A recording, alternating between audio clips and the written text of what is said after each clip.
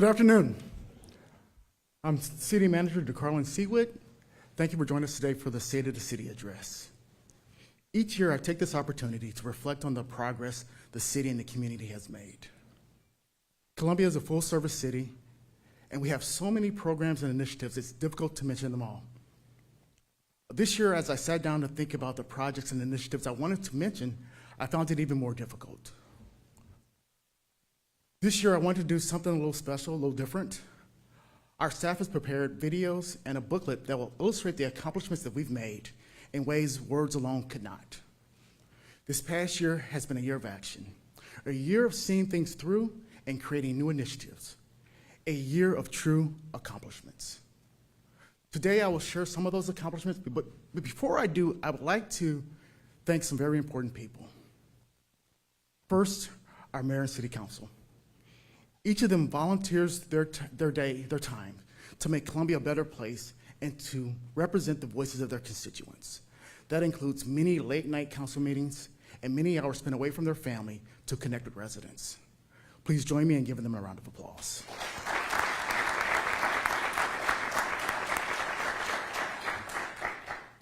Additionally, I would like to thank our employees. They're the backbone of the city. 1,600 people show up each week to keep you safe and healthy. When everything's going right, you most likely are not even aware they're there. I would like to take a moment to give them a round of applause as well.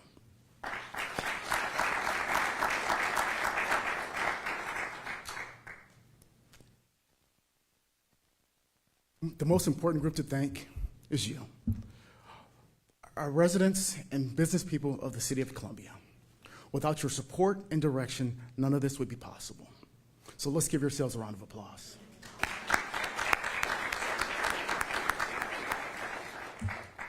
Now let me begin. The one thing that I am most proud of in the past year is the work that we've done to recognize our employees for the hard work they do. In 2023, the city completed a study that reviewed employees' compensation and benefits. As a result of that study, employee pay ranges were adjusted to not only be competitive, but to lead the market. That adjustment was a $10 million commitment to our staff. Phase 2 of that study is to address pay compression. Addressing compression will restore pay differentials between employees newly placed in a classification and employees with more experience. The city remains committed to adjusting salaries for employees impacted by compression. We have proposed a plan to address this compression, and we'll be actually moving forward with that plan in the next few months. The change to both starting salaries and salaries of existing employees will enhance our efforts to not only recruit, but retain a highly qualified workforce. While we continue to look for new ways to recruit talented employees, I believe it's also important to acknowledge the work that the employees that we have already been doing. While working on the classification and compensation study, we implemented a series of payments or pay wage increases for all permanent employees. In addition to compensation, we've also expanded employee benefits. For example, the city has expanded the partnership with Columbia College to offer a 15% tuition discount for all city employees and their families. Also, in regards to benefits, the city avoided passing on the cost of healthcare increases by absorbing that increase. That increase was approximately 11%. We're also offering 6 weeks of paid family medical leave for the first time, meaning that if an employee has an experienced and qualified event, they're not required to use their sick time or vacation time for the first 6 weeks. This year, we also added Veterans Day as a paid city holiday. We wanted to recognize the many city employees and their family members who serve our country. Additionally, employees' annual vacation was increased by approximately 8 hours. All these actions show our commitment to taking care of the people who take care of our city. Now I'd like to shift my focus to our community members. I'm proud of what we've done in order to address the issues that our residents say are important. Like many cities, Columbia is grappling with a housing crisis. We have many unique aspects to take into consideration when we talk about this issue. There is an overall shortage of housing. What's more, there's especially a shortage of affordable housing for families and individuals who want to plant roots in our community. Given the significance of this issue, we felt it was important to have staff that are focused on this effort. That is why we created an entirely new Housing and Neighborhood Services Department. Becky Thompson, who has been named as director, is now working to lead this effort. I'm confident this department, along with our community partners, will find new ways to build equity and help ensure our residents can build a long-term financial security. Of course, the city's core services are ultimately what makes Columbia a place people want to call home. Residents want to know that their families are safe, that their streets will be cleared in the winter, and the city will be kept clean. I'm happy to say the city continues to provide the level of services residents expect, even while facing staffing shortages. But we've also started to enhance some of our services. One of the biggest changes is roll cards. In March, the city officially began automated refuse collection. With any change, there's always growing pains. But now, several months into this process, we're getting positive feedback from both residents and staff. Automated collections are a much safer and more efficient way to keep our city clean. It requires less manpower and provides a better environment for our workers. Please join me in watching a brief video on this change.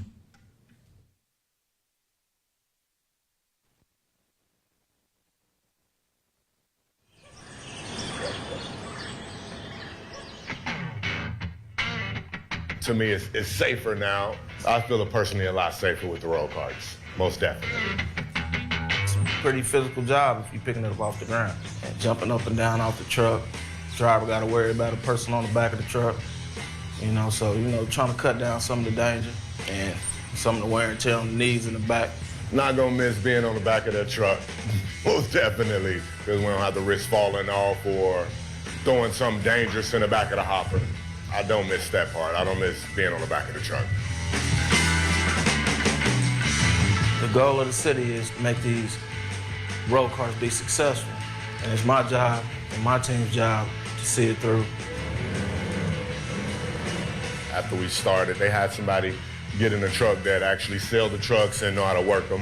He was like, I've been timing you. And I'm like, what? He was like, yeah, you pick 75 carts in an hour.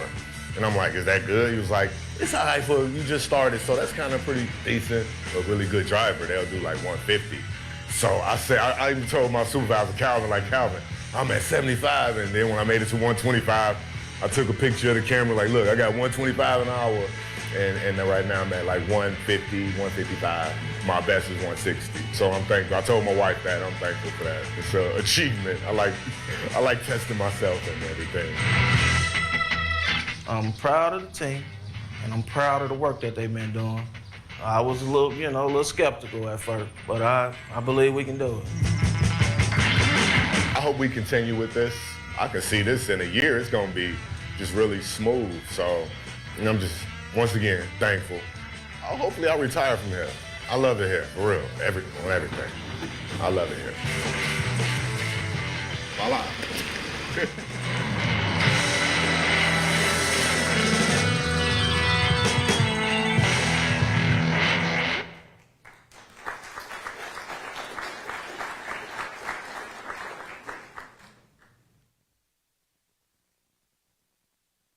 I am thankful to have such hardworking employees who've been instrumental during this transition. I'm also happy to highlight that in March, the city resumed collecting curbside recycling. We know this is a service that is very important to our community and our efforts outlined in our Climate Action and Adaptation Plan. Also in line with that plan, the City Utilities Department will be taking the first steps to transition to Advanced Meter Infrastructure, or AMI, for electric and water meters.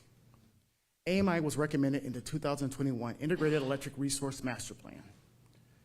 It will provide opportunities for time-based rate programs that will encourage customers to reduce peak demand and better manage their costs. The City of Columbia's Water Department has begun significant upgrades that will restore the reliability and the capacity of the McBain Water Treatment Plant.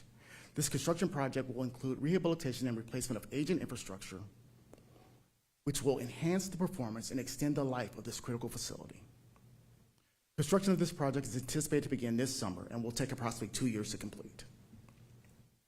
Like utilities, our Public Works Department has also had an exciting year. In 2023, the U.S. Department of Transportation announced the City of Columbia would receive a Safe Street and Roads for All grant to fund studies related to improving road safety. Columbia was one of only 473 communities nationwide to receive this grant. The city has received $3.68 million for the first 2 rounds. The federal government continues to provide funding for this grant, and we've already made an application for the 3rd round. This funding will allow the city to maximize a smaller amount of local funds to achieve a greater impact. The city has also been designated a potential recipient of an additional $2.1 million planning grant awarded through the U.S. Department of Transportation. This funding will fuel a comprehensive study of the Interstate 70 Business Loop Corridor. It will be focused on enhancing safety, accessibility, and aesthetics and economic vitality throughout the area. We're currently in the process of developing the grant agreement. This year, we'll also complete a comprehensive study of GoComo, a public transit bus system. This study, which began in August of 2023, is scheduled to be completed in September. It will evaluate the opportunities to improvement on our bus system by taking in the voices and feedback of our residents. Continue to discuss grant funding initiatives. The City of Columbia was awarded $3.6 million from the Federal Highway Administration as part of the Charging and Fueling Infrastructure Grant. This grant application was developed with the support of the National League of Cities and will fund the purchase and installation of and maintenance of 44 electric vehicle charging stations at 2 downtown parking garages, the Regional Daniel Boone Library, and Columbia Regional Airport. The project will also include community planning activities to identify strategies to enable us to move participants to transition more into a cleaner transportation processes. As you can see, our staff has made great efforts to pursue grant funding. This allows us to make significant citywide developments without putting the financial burden on our residents. Now I'd like to focus to another community-wide issue, public safety.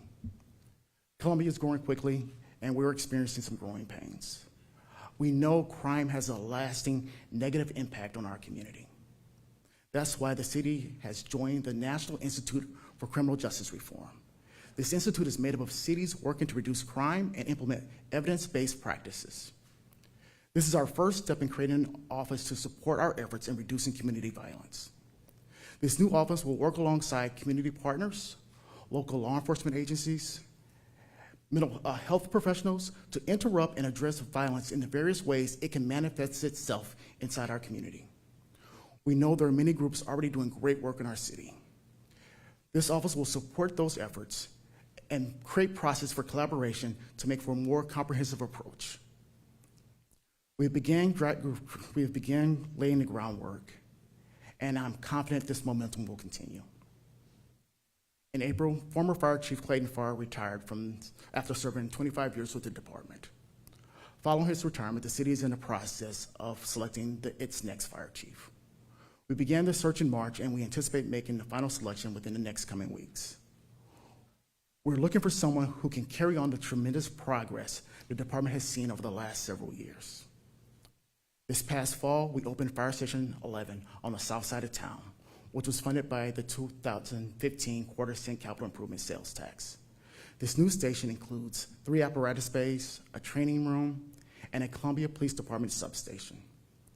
It also features industry-leading safety and sustainability features and is sculptured by Kansas City glass artist Tyler Kimball as part of the city's Percent for All program. We're also continuing to make progress on Fire Station 10 at the intersection of East Broadway and El Chaparral Avenue South.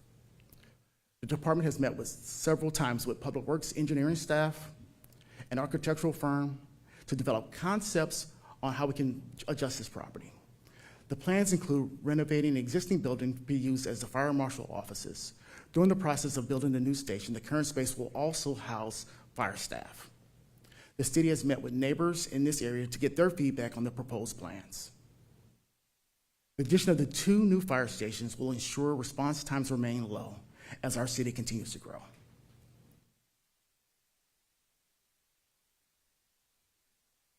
This project is in part funded by the capital improvement sales tax. The city has used this tax to fund high-cost public safety and infrastructure projects for decades. Earlier this month, the City Council voted to put an extension of the capital improvement sales tax on the ballot in August. If approved, it will allow us to continue funding these projects, which are beyond the scope of the city's annual budget for the next 10 years. I encourage you to scan the QR code on the screen and visit como.gov/CIST to learn more. In addition to new infrastructure, the fire department continues to focus on professional improvements. The department was recently accredited through the state of Missouri as a certified EMT basic training entity. With the introduction of this new training program, we are increasing the number of individuals joining the department who will be able to receive their basic EMT license. This will help ensure that we continue to deliver quality emergency response services to our community. While these accomplishments are great, I would especially like to highlight one in particular. In March, the Columbia Fire Department was reaccredited through the Commission of Fire Accreditation International. The reaccreditation process evaluated the department against rigorous standards of performance, professionalism, and continuous improvement. This comprehensive assessment covered all aspects of operations: emergency response, training, equipment maintenance, and community outreach. Columbia Fire Department maintains its status among an elite group of only 324 fire departments worldwide that have received this recognition. Let's give our fire department a round of applause.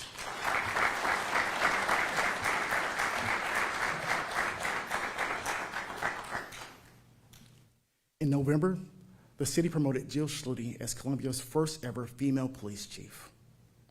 Chief Schluty started the department in 2005. Under her leadership, the department has already started making significant changes. The police department has reorganized to create a professional standards bureau.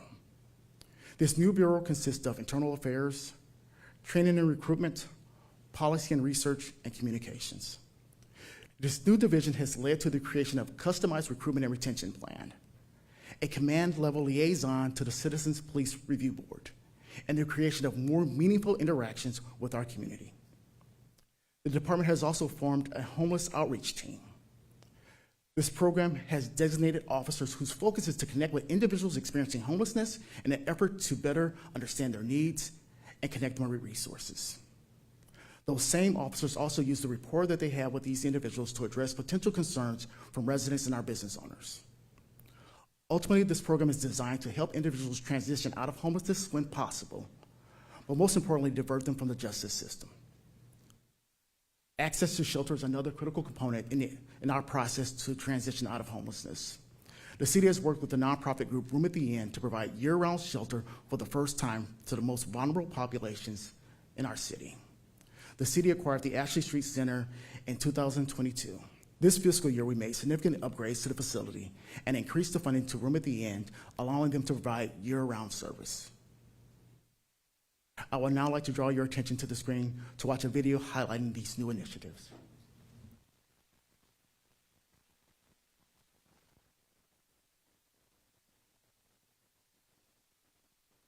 A regular patrol officer is just not going to have the time. They're busy answering 911 calls consistently throughout their shift. And they just don't have the time when they come upon somebody that's dealing with homelessness to actually take the time to build a rapport with them, check on them daily, and connect them to services. Instead of just going to a call and trying to clear the call and move on to the next thing, we can actually build a relationship with the people that are homeless. We'll offer services, but at the same time, if we still have to do our job law enforcement wise. Starting off here, we're just kind of being a little lenient, using a lot of discretion. We're trying to build bridges between them to get their cooperation, and we feel by not arresting them that we build better rapport by working with them rather than automatically arresting them for whatever crime they may have committed. I think that's the goal. Have law enforcement partner with social services to get people off of the streets so that patrol isn't getting continual calls on them.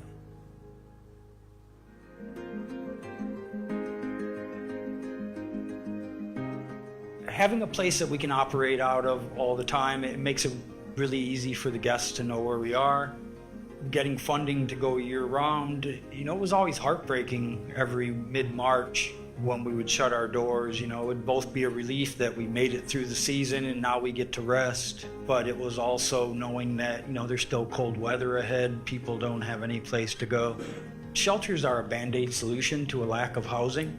And we have a severe housing shortage. So if we're not going to have enough houses for everyone, then we need a safe place where people can at least rest and get some sleep. We couldn't do 10% of what we do, without the city doing what they do. So, we're really grateful. We couldn't do what we do without their help, and they've been really supportive. And the current council and current city manager, it's a big difference from what it was even just a few years ago. So we're really grateful.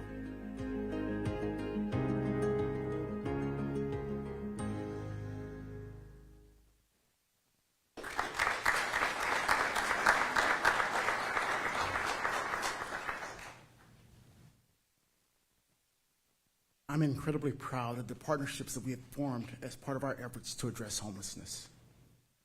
Expanding beyond homelessness, our public safety partners have been funding new ways to work collaboratively to bring compassionate approach to justice. This month, we formally introduced the DIVERT program, which is a collaboration between the police department and Public Health and Human Services. This program has 3 parts. The first is our community support docket. The City of Columbia's Municipal Court Community Support Docket provides an alternative court process for individuals experiencing homelessness and veterans who have been charged with a local misdemeanor. Individuals attend a special court docket and set goals in cooperation with the DIVERT staff, the prosecuting attorney, and the municipal judge. The DIVERT staff will provide a link to participants with ongoing case management and supports and monitors their progress. The second part of this public safety is public safety diversion. Through the DIVERT program, the city's police and fire departments, Office of Neighborhood Services, Animal Control, and Environmental Public Health offices can refer individuals or families with health and social needs to DIVERT staff specialists. The DIVERT staff provides short-term case management to link them with community resources with the goal of addressing their identified needs and preventing further contact with public safety agencies. The last portion of this program is Familiar Faces. The Familiar Faces initiative expands upon the public safety diversion program by analyzing justice and public safety data to identify severe, high utilizers of public safety resources. The DIVERT staff provides more intensive case management services to these familiar faces with the goal of reducing repeat interactions. While public safety and access to healthcare are some of the most important things that a city can have, having access to parks and resources like the arts are also vitally important to maintain a thriving, healthy community. Columbia's Parks and Recreation is expanding its footprint. The second phase of the construction at the MU Healthcare Pavilion at Clary Shy Community Park was completed in the fall of 2023. This open-air pavilion is home to Columbia's Farmers Market and provides an event space for community organizations throughout the year. In 2023, the Columbia's Farmers Market welcomed nearly 195,000 visitors who collectively spent $4.2 million on locally sourced farm fresh products. This remarkable growth is evident in a substantial increase in customer attendance by 215% since 2012. Work is also underway to build a park in the North Village Arts District called North Village Park. The proposed development includes an active family space with themed playgrounds, tree plantings, park lighting, public art, a flexible performance area, and variety of seating and shade structures. This project is funded by the 2015 and 2021 Park Sales Tax and a Missouri ARPA for Community Revitalization Grant. This project will be completed in September of 2026. In a similar vein, the Office of Cultural Affairs has expanded its popular traffic box art program. The city will continue to utilize traffic signal boxes for artwork. The expanded program will allow us to use these licensed works of art on other public infrastructure such as bus shelters or alleyways. The Office of Cultural Affairs has also restructured the program and artist application to create a more equitable approach to having artists' work chosen and installed. Similar to our efforts to expand access to arts in Columbia, we're also working to ensure everyone has access to learn the history of our community. It is important that we recognize that our history, both good and bad. This year, the City of Columbia has a mayor-appointed committee that has worked to allocate grant funds to various groups that are funding projects celebrating Juneteenth. The city was awarded more than $38,000 from the Missouri Division of Tourism to fund this initiative. We're working closely with the groups who have received grant funding to increase awareness of all Juneteenth events. Additionally, this year will be the third year the city will observe Juneteenth as a paid holiday for city employees. Last year, the city purchased the McKinney Building at 411 East Broadway. The McKinney Building is among 24 locations in Columbia commemorated with informational markers along the African American Heritage Trail. This century-old building has functioned as a jazz venue, a shopping outlet, and an African American community center, among other things.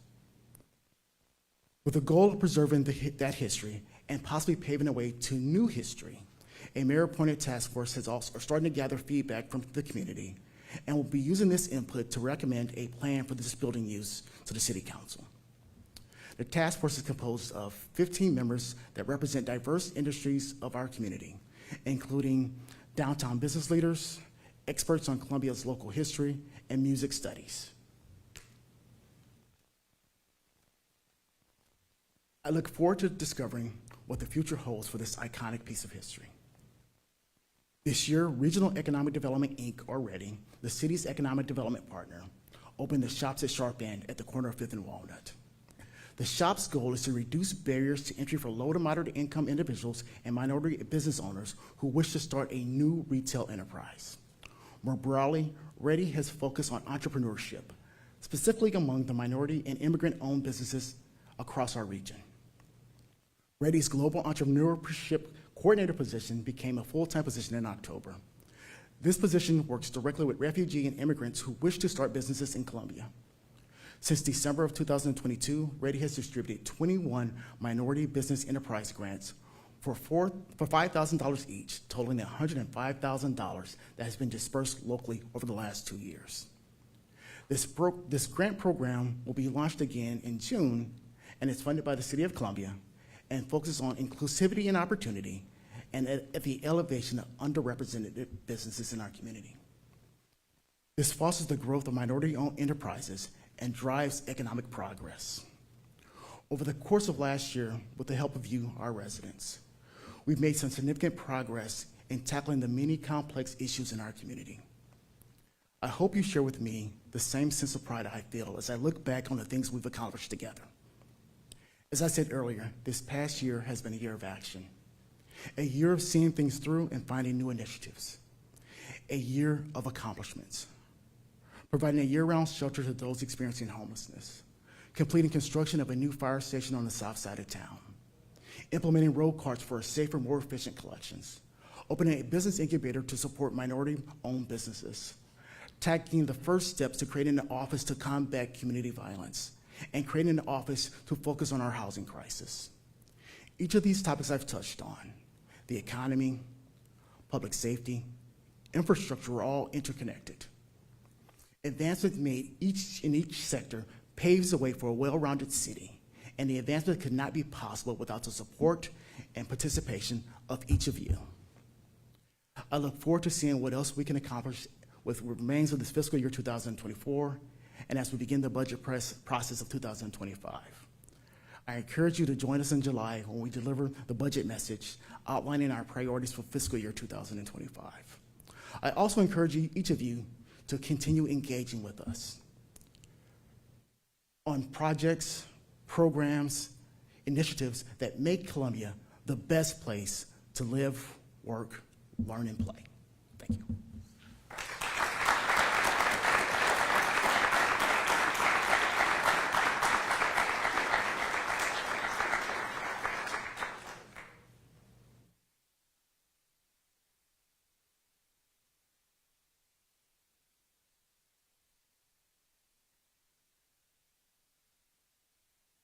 All right, thank you everyone for coming. We're going to invite our media partners to go next door to conference rooms 1A, 1B to interview City Manager Seawood, and to everyone else, thank you so much for coming today.